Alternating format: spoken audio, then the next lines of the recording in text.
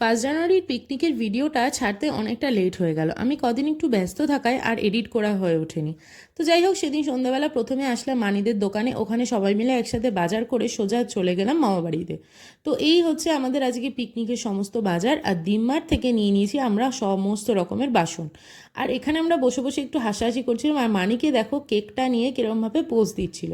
আর এখানে বনু হচ্ছে রেডি, আর আমি এখানে জামার উপর পরে নিলাম নাইটি, কারণ রান্না করতে গেলে আমার এই জামাটা হয়ে যাবে নষ্ট।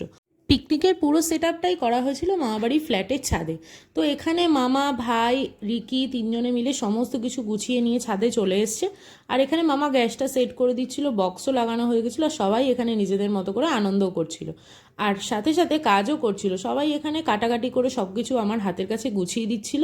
আর আমি তাড়াতাড়ি করে রান্নাটা চাপিয়ে দিলাম, কারণ রান্না কমপ্লিট করে তারপরে করতে হবে সবাই মিলে একসাথে আনন্দ। আর সবাই মিলে খাওয়া হবে বলে ভাই দোকান থেকে নিয়ে এসেছিল আজকে একটা ফ্রুট কেক। তো সন্ধ্যাবেলা কেটে ওটাই সবাই মিলে টিফিন করলাম। ভেবেছিলাম ভিডিওটাকে শর্টসে দেবো, কিন্তু সবার এত আনন্দ মজার মুহূর্তগুলোকে আমি আর শর্টসে ছাড়তে পারলাম না, তাই বড় ভিডিওই বানালাম আর সেটা তোমাদের সাথে শেয়ারও করলাম।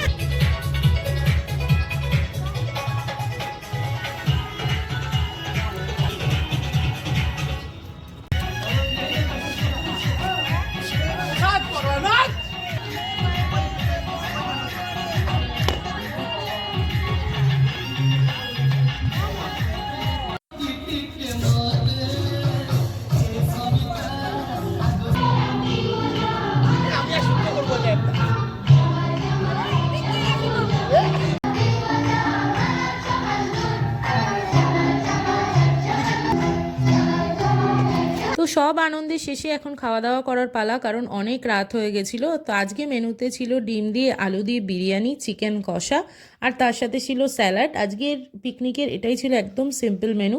তো এখানে দেখো সবাই খেতে বসে গেছে, আর মামবাপি সবার আগে খেতে বসেছে, কারণ ডোনাট আছে বাড়িতে, মাকে বাড়ি যেতে হবে আর ওকে খাওয়াতেও হবে। তাই ওরা এখন চলে যাবে আর আমরা একটু পরে খেতে বসবো। সবাই একসাথে থাকলে গল্প, হাসি, মজা কোনো কিছুরই শেষ হয় না। তো সেদিনকে মনে হচ্ছিল সময়টা যদি আরেকটু পাওয়া যেত তাহলে আরেকটু মজা করা যেত, কিন্তু কিছু করার নেই, আমাদেরকেও বাড়ি ফিরতে হবে।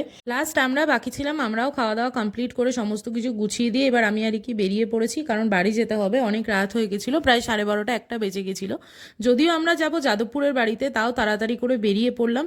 আর দেখো বাড়ি আসার সঙ্গে সঙ্গে ডোনাট প্রচুর মারামারি করলো, কারণ ওর প্রচুর রাগ ছিল আমি সারাদিন আজকে কোথায় ছিলাম। রাগে আমার জায়গায় এসে শুয়ে পড়েছে, আমাকে শুতে দেবে না। তো আজকের ভিডিওটা এই পর্যন্ত, কেমন লাগলো জানিয়ে লাইক, শেয়ার আর চ্যানেলটাকে সাবস্ক্রাইব